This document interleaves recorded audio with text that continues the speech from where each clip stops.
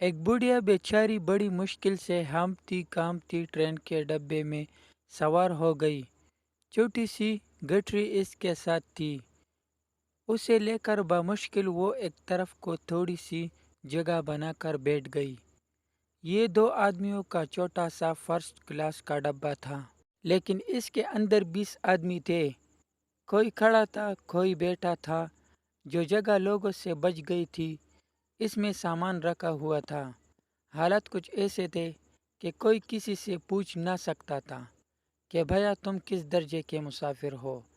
جب ملک تقسیم ہوا تھا، پاکستان وجود میں آیا ہی تھا اللہ اور رسول کے نام پر، اس لیے یہی مسلمانوں کا وطن تھا۔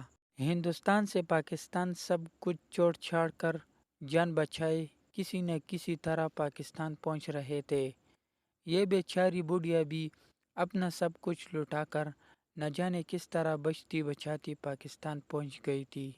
اسے اتنا ہوش ہی کہاں تھا کہ یہ تمیز کر سکتی کہ وہ کس درجے میں آ کر بیٹھ گئی۔ اسے تو بس ایک بات معلوم تھی کہ یہ ہمارا ملک ہے، یہ ہماری گاڑی ہے۔ جو دوسرے مسافر تھے ان کا بھی یہی حال تھا۔ ہر ایک کا چہرہ غم کی تصویر تھا۔ کیا کیا کچھ کھویا تھا کہ اس ملک کو ملک پالے، یہ کون کہتا؟ کیا کہتا؟ کس سے کہتا؟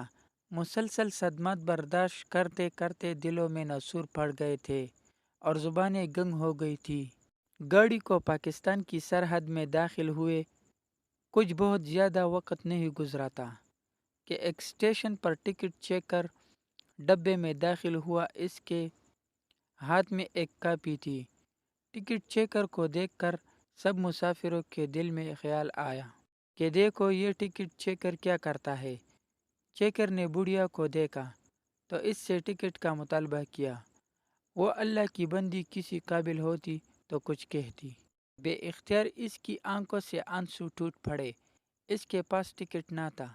ملک کے حالات، بڑھیا کی کیفیت ایسی تھی کہ عام معلومات کی پابندی بہت مشکل تھی۔ سب مسافروں نے بڑی حیرت سے دیکھا کہ چیکر نے اپنی نوٹ بک نکالی اور بلا ٹکٹ سفر پر بڑھیا کا چالان کر دیا۔ اس نے رسید کاٹ دی تو بڑھیا اس سے بے اختیار بولی، بیٹا میرے پاس کچھ نہیں ہے، اما اگر ہم بلا ٹکٹ سفر کریں تو ہمارے نئے ملک کا کام کیسے چلے گا؟ تمہارا چالان ہوگا، پیسے داخل ہوں گے، تم بہت دکھیاری ہو، تمہارے لیے میرا دل بھی دکھی ہے، یہ جرمانہ میں اپنی طرف سے دے دوں گا۔ احساس، فرض، ملک کی محبت اور بے سہاروں کی خدمت کا یہ ایک ایسا انمول واقعہ تھا کہ سب مسافروں کے دلوں پر نقش ہو گیا۔